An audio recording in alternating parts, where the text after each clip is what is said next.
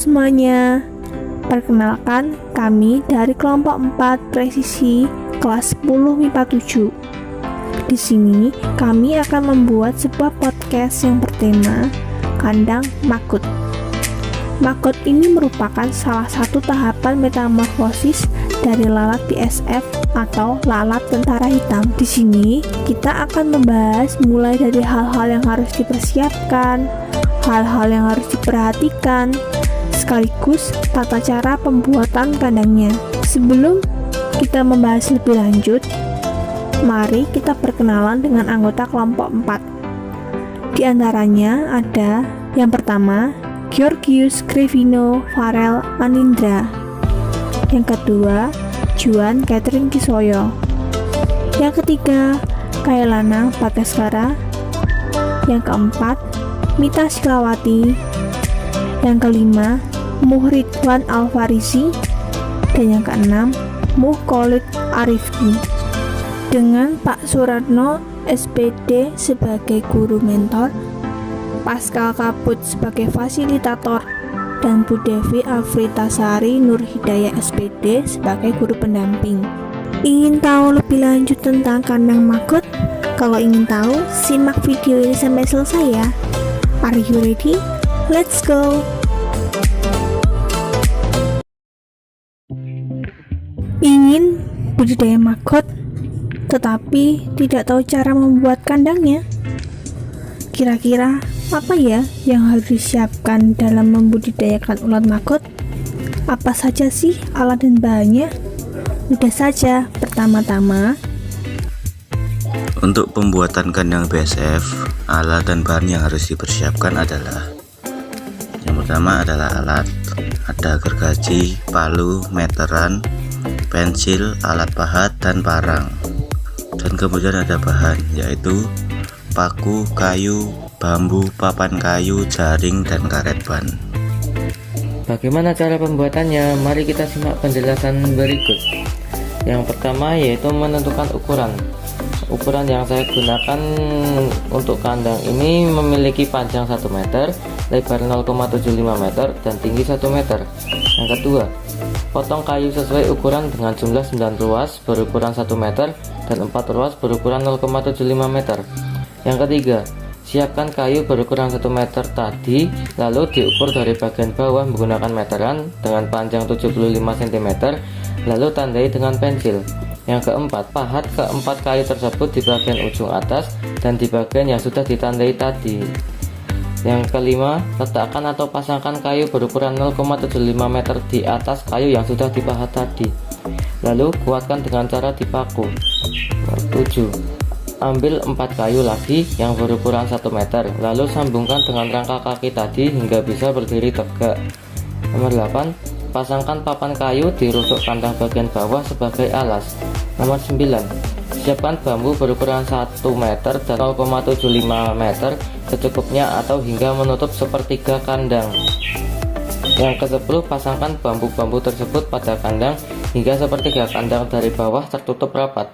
Yang ke-11, buat pintu menggunakan papan sisa tadi dan dengan engsel menggunakan karet ban. Yang ke-12, pasangkan jaring pada kandang yang masih terbuka atau belum tertutup. Nomor 13, pastikan tidak ada yang bolong atau tidak tertutup rapat. 14, kandang siap digunakan. untuk pembuatan biopon, hal-hal yang harus disiapkan adalah alat. Yang pertama gergaji, kedua meteran, bahan yang pertama kayu belapak 42, kedua triplek, ketiga paku. Langkah-langkah pembuatan: yang pertama, siapkan kayu belapak, dipotong dengan ukuran. Untuk sisi panjang, ukurannya 85 cm.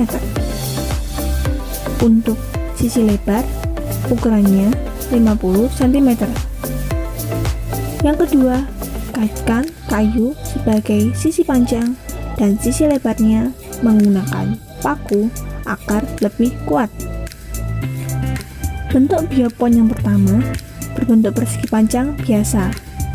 Bentuk biopon kedua berbentuk persegi panjang dengan salah satu sisi panjangnya yang dibuat miring. Yang ketiga, beri alas biopon dengan triplek, lalu dikaitkan dengan rangka bioponnya menggunakan paku. Yang keempat, selesai. Bioponnya sudah jadi. Mudah bukan? Demikian podcast dari kami. Terima kasih. Apabila ada salah kata, mohon maaf sebesar-besarnya ya.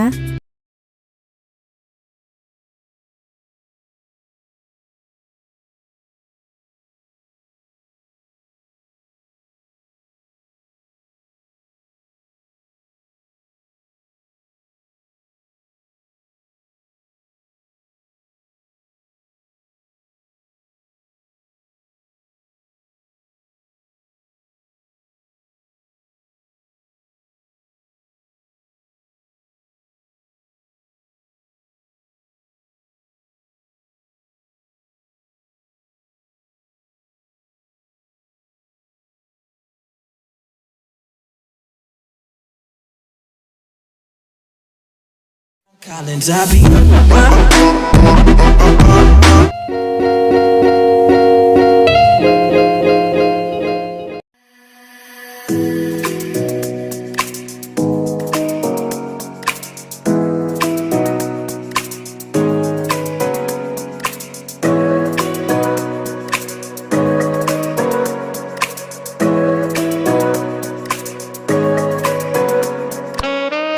Bagi pembudidaya pemula, pasti bingung banget ya caranya membudidayakan ulat mambut ini.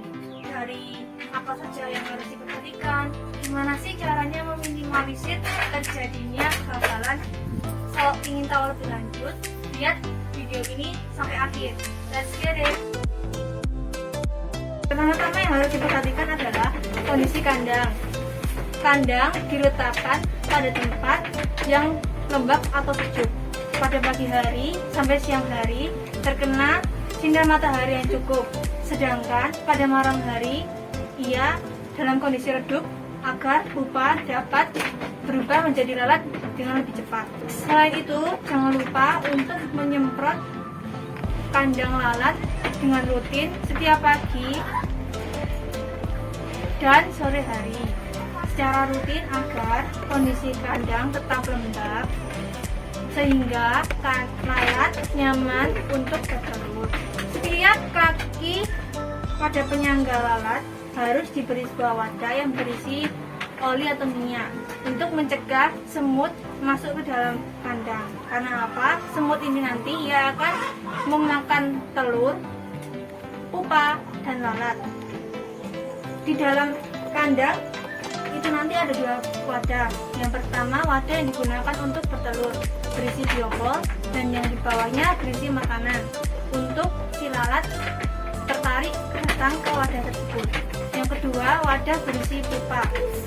Wadah ini diberi kain agar nantinya ia dapat berubah menjadi lalat yang di salah satu ujungnya diberi lubang agar ia dapat keluar.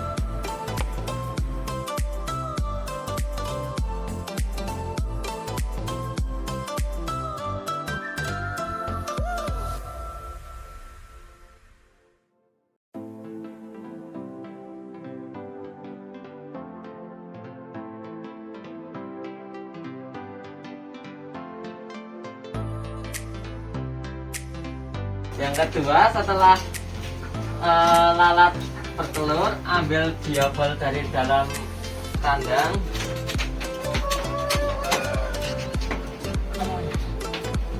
Kemudian lepas karet yang mengikat biopol. Kemudian keruk telur yang menempel di biopol tersebut.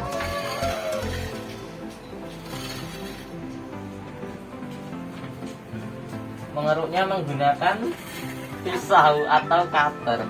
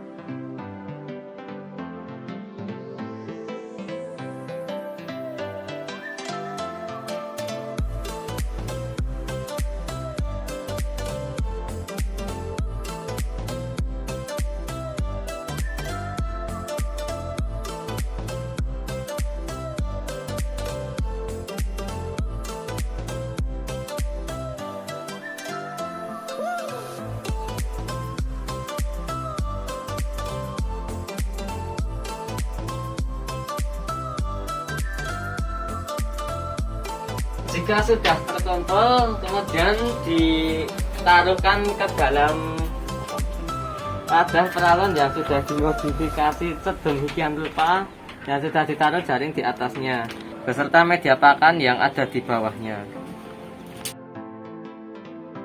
3. Membuat minimal 2 biopon, di antaranya biopon yang berbentuk persegi panjang dengan salah satunya dibuat miring dan di sampingnya diberi pipa peralon yang sudah dibelah menjadi 2 serta biopon yang dibuat persegi panjang.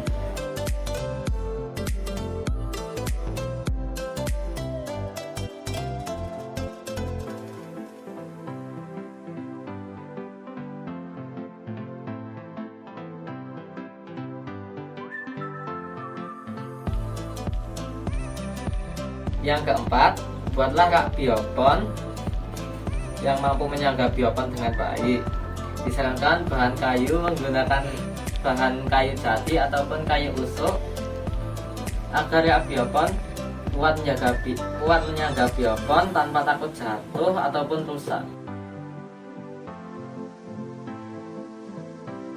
Yang kelima, maggot dan perobak diberi makan setiap pagi dan sore hari secara rutin agar mencegah terjadinya pemumpukan makan busuk yang dapat menyebabkan maggot tak mau makan dan akan kesulitan dalam berkembang biak. Sekaligus hal ini meminimalisir terjadinya bau busuk yang berlebih pada kandang.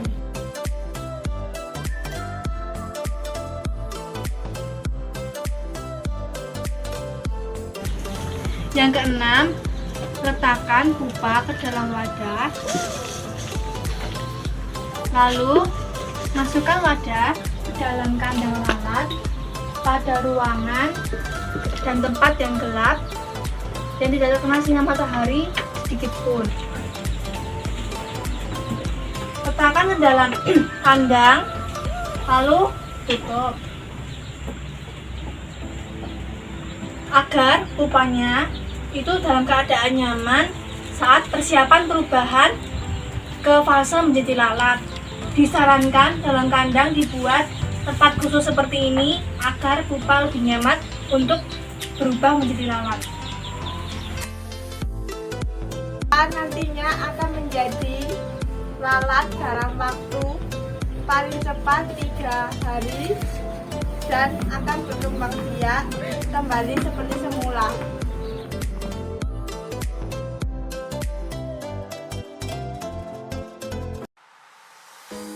Makanannya untuk baby maggot sama seperti maggot, dia makan segala sesuatu makanan busuk seperti buah busuk, sayur busuk.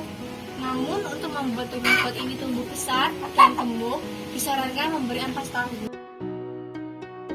Untuk makanan maggot dan prepupa sebenarnya tak hanya dari sampah organik saja. Limbah rumah tangga seperti nasi, sayur, daging busuk bisa digunakan sebagai media pakan maggot. Untuk prepupa dan lalat mereka tak memerlukan makanan. Kami pelajari dari maggot. 1. Meningkatkan rasa kepedulian terhadap lingkungan sekitar. Di sekitar kita banyak sekali jenis-jenis sampah organik yang masih belum bisa diolah dengan sempurna. Jenis sampah organik yang sering kita jumpai salah satunya adalah limbah rumah tangga. Kebanyakan limbah itu hanya dibuang tanpa diolah. Padahal nyatanya dengan semakin menumpuknya sampah organik nantinya akan menyebabkan penumpukan gas metana yang dapat menyebabkan efek rumah kaca dan akan menyebabkan terjadinya pemanasan global atau global warming.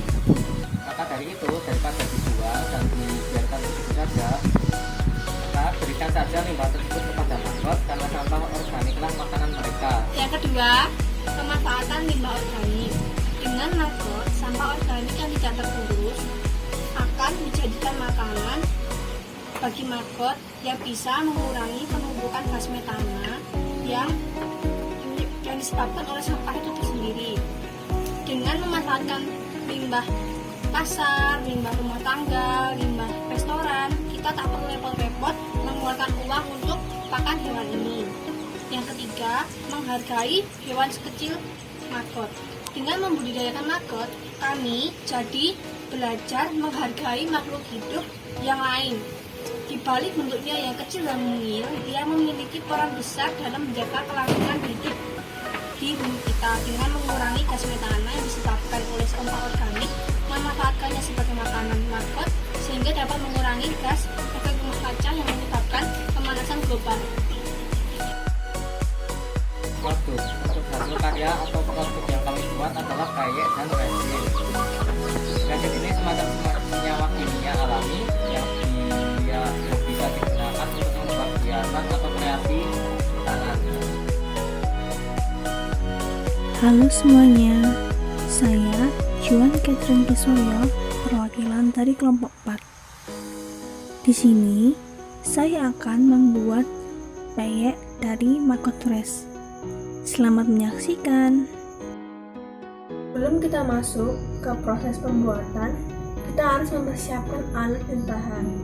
Alat dan bahan yang digunakan untuk membuat peyek maggot adalah maggot, tepung kanji, tepung beras, garam, telur, daun jeruk, bawang putih, kunyit, kencur,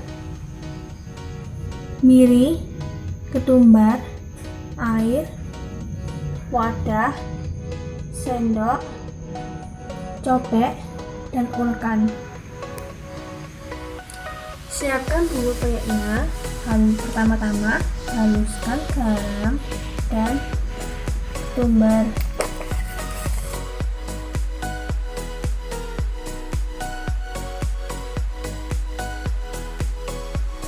Setelah halus, masukkan bawang putih, kunyit, kencur, dan daun jeruk. Lalu kita haluskan.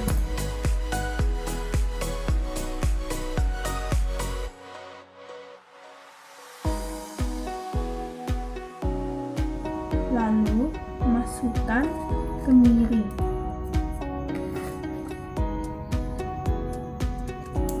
Tumbuk sampai halus.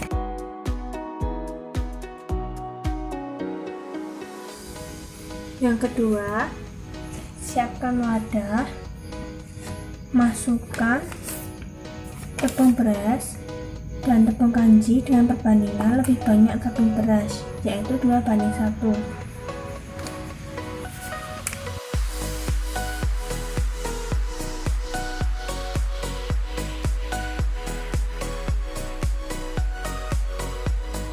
Yang ketiga, masukkan bumbu ke dalam tepung.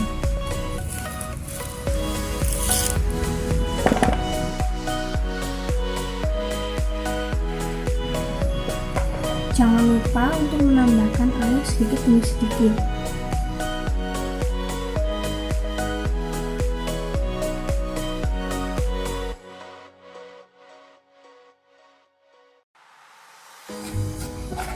Aduk adonan sampai merata. Tambahi air sedikit jika perlu. Setelah itu masukkan telur,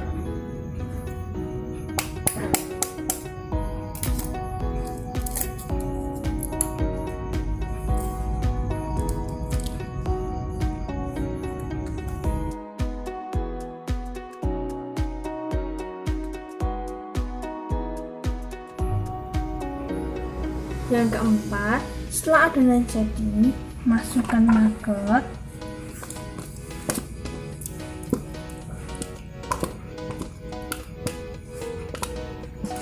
dan juga irisan daun jeruk. Lalu diaduk sampai merata.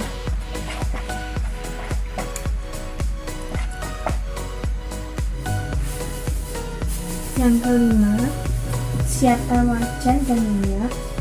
Nyalakan kompor, tunggu sampai minyak panas. Yang keenam, setelah minyak panas, tuangkan adonan ke dalam wajan.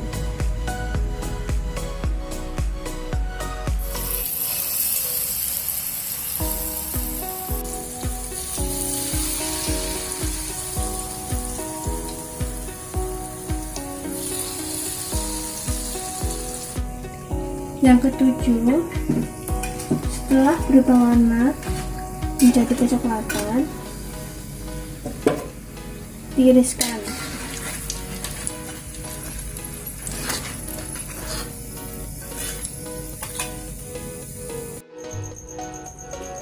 Yang kedelapan, peyek sudah jadi dan siap disantap.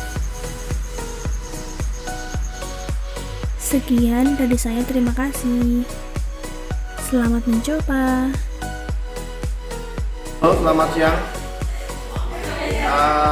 Mat People. Mat People. Ini saya mau coba peyek magon. Nah, ternyata ini memang magon atau belatung dari lalat. Ini dibuat peyek magon. Namanya magic. Ini anu banget nih. Kekinian banget ini. Ini karya dari Tuan Katrin, Faris, dan kawan-kawan. Ini saya coba mau review, coba bagaimana magot dibuat peyek. Nah, selama ini kan kita tahunya kan peyek tempe, iwak peyek. Tahunya kan kita iwak peyek. Coba. Nanti ada lagu peyek magot. Ini pertama kali ya. Ya, kita coba dulu, kartu kecil dulu. Nah, ini adalah magot yang kira-kira berumur 2 minggu ya, atas ya ini. Soalnya kalau udah 3 minggu jadi pupa, hitam dia. Coba kita rasakan, nanti yang lain harus coba. Coba ya, ini.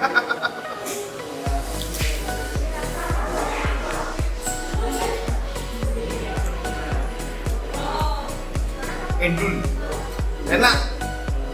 Kita harus coba magot karena ini proteinnya tinggi sekali. Ternyata magot bukan hanya untuk makan ternak. Ini ternyata juga bisa saya makan.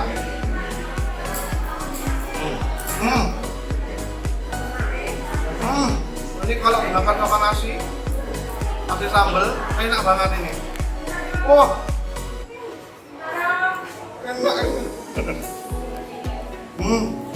Yang lain mau coba. Enak. Pokoknya ini salah satu tawaran magic. Rasanya gurih-gurih nih doi. Ini dijual khusus open pre-order. Ini pesen gawe nih. Udah ya. Terima kasih. Sebelum memasuki cara pembuatan, mari kita kenali terlebih dahulu alat dan bahannya. Yang pertama terdapat epoxy resin, yang kedua epoxy katalis, yang ketiga gelas ukur, yang keempat sendok, yang kelima wadah, yang keenam magot yang sudah mati, yang ketujuh cetakan, yang kedelapan biasa. Setelah alat dan bahan siap, kita menuju ke proses pembuatannya. Yang pertama, ambil gelas ukur, tuangkan resin dan katalis dengan perbandingan 5:1/2.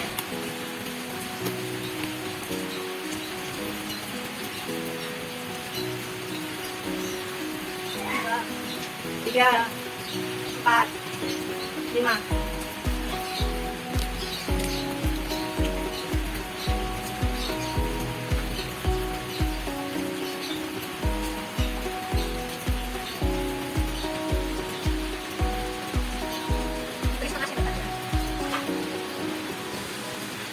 Dua, jangan mengukur bahan dalam gelas yang sama. Kalau hanya punya satu, cuci terlebih dahulu lalu gunakan lagi. 3. Aduk hingga larutan agak mengeras, ditunggu hingga gelembung di dalam berkurang.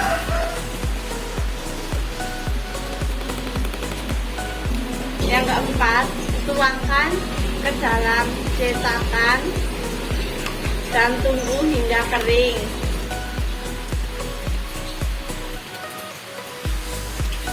Yang selanjutnya, beri hiasan pada cetakan.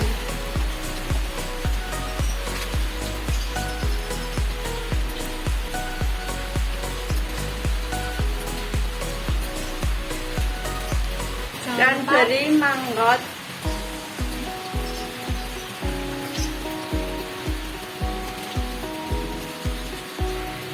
Yang kelima, biasanya resin akan mengering paling lama 24 jam. Jadi dulu.